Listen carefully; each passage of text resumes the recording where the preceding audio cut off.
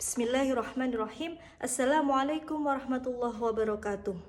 Alhamdulillahirabbil alamin wa bihi nasta'inu ala umurid dunya waddin. Assalatu wassalamu ala asrafil anbiya'i wal mursalin sayyidina Muhammadin wa ala alihi wa sahbihi ajma'in, amma ba'd. Yang terhormat kepada Prof. Haris Supratno selaku Rektor Universitas Hasyim Asy'ari, yang terhormat kepada Bapak Dr. Jasminto MPD selaku Dekan Fakultas Agama Islam Universitas Hasyim Asy'ari, yang terhormat kepada Ibu Hajah Dr. Khairatul Idawati selaku Kaprodi Pasca Sarjana PAI Universitas Hasyim Asy'ari, yang terhormat kepada penemu metode pasti aksi pasti literasi Bapak Dr.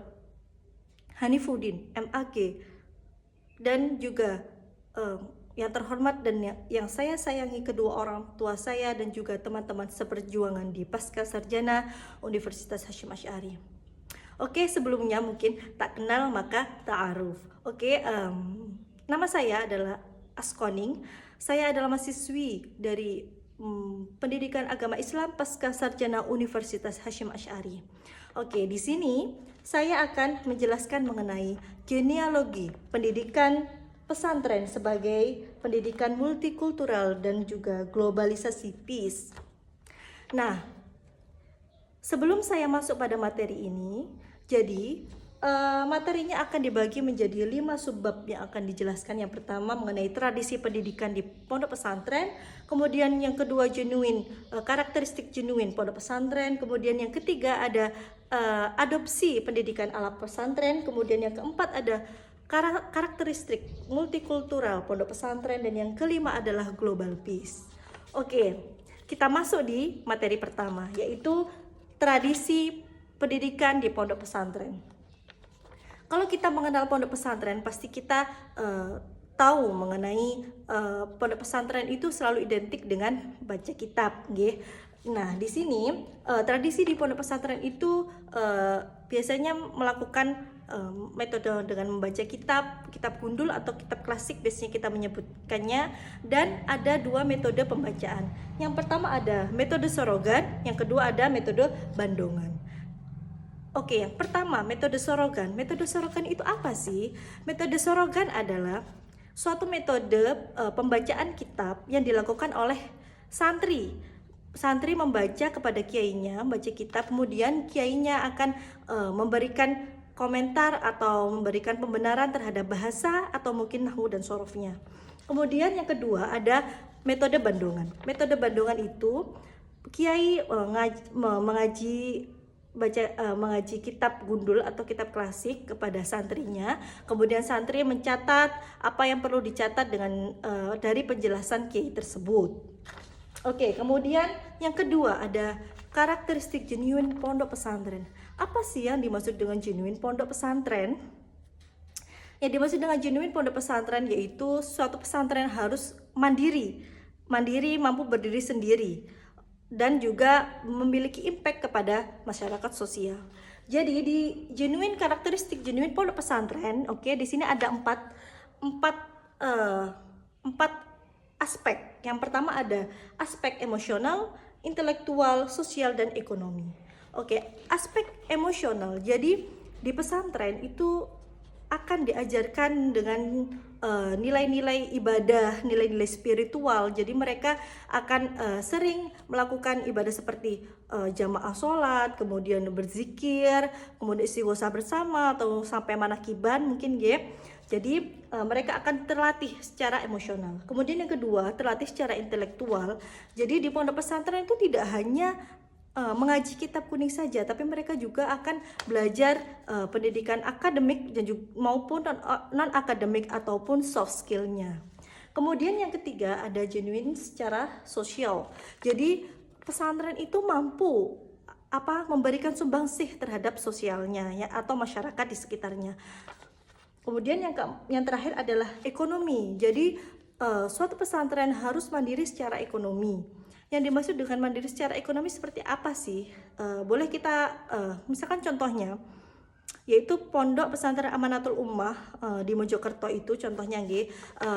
Jadi Kiai Asep itu punya kolam lele di situ diternak sendiri lelenya, kemudian lelenya itu bisa jadi lauk untuk anak-anak santrinya. Jadi ini yang dimaksud dengan kemandirian secara ekonomi yang masuk dalam karakteristik genuine pondok pesantren.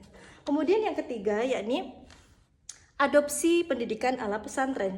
Jadi sekarang ini banyak barat atau penduduk daerah Eropa, warga barat itu mereka terkagum dengan nilai-nilai yang ditanamkan di pondok pesantren. Jadi mereka ingin mengadopsi karakteristik dari pondok pesantren, yaitu yang pertama ada pendidikan karakternya.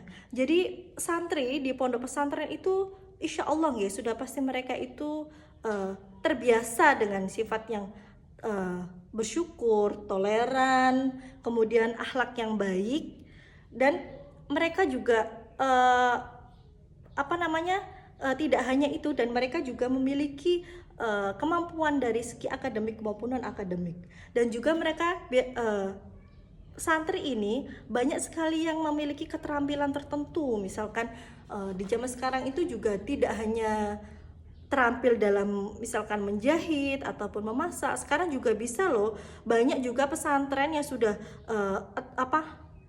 mengikuti zaman, seperti santrinya dibekali dengan kemampuan mengedit video, membuat film. Itu sekarang sudah banyak sekali santri yang dibekali dengan kemampuan tersebut dengan nilai-nilai atau ilmu-ilmu kontemporer yang sekarang sedang up to date.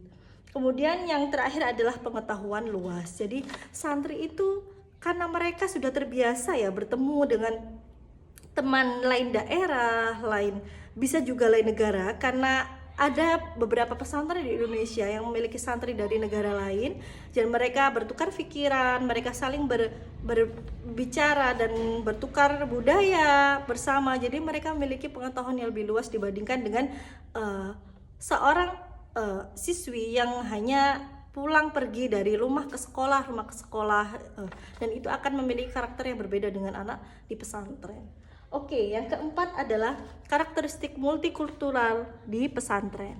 Yang pertama di pesantren itu biasanya ada beberapa kegiatan Yang pertama itu ada musyawarah kubro.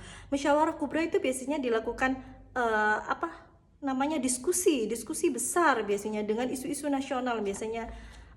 Contohnya mengenai vaksin yang saat itu kita kan kemarin sempat ya ada masa pandemi dan terjadi COVID, kemudian kita divaksin. Nah, vaksinnya ini disinyalir dari hati ataupun limfa dari babi. Nah, itu mereka melakukan bahsul masyair kubro biasanya dari isu-isu nasional.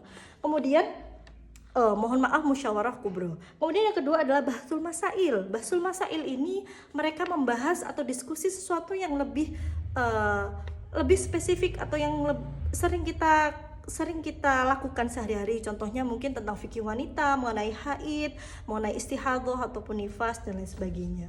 Kemudian yang ketiga ada budaya. Jadi karena santri itu bertemu dengan santri yang lainnya, berbeda daerah, berbeda budaya, berbeda bahasa, kebiasaan, mereka saling bertukar pikiran. Jadi mereka tidak mudah mengejudge sesuatu, mereka lebih terbuka dengan segala kegiatan ataupun segala apapun yang terjadi, karena mereka sudah terbiasa bertemu dengan orang lain berbeda daerah.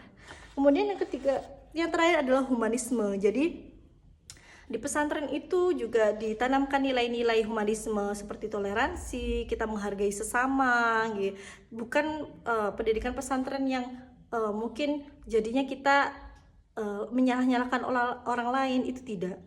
Ini adalah nilai-nilai yang sebetulnya ditanamkan di pesantren. Kemudian yang terakhir adalah global peace ya. Nah, ini global peace ala pondok pesantren itu yang pertama saling menghormati. Kemudian yang kedua toleransi atau biasanya kalau di Tebu Ireng itu ikonnya Gus Dur Bapak pluralisme. Beliau adalah yang penggagas toleransi antar umat beragama. Nah, ini yang patut kita contoh. Kemudian yang kedua ada nilai ukhuwah Islamiyah. Jadi kita bersaudara sesama muslim. Kemudian kedua ada ukhuwah watoniyah. Jadi kita merasa bersaudara setanah air. Kemudian yang ketiga ada ukhuwah basyariyah, yaitu sekeluarga dengan sesama kan tadi ini tanah air ya, tanah air. Kalau ukhuwah basyariah ini sesama manusia, jadi sesama kita saling berinteraksi antara satu sama lain.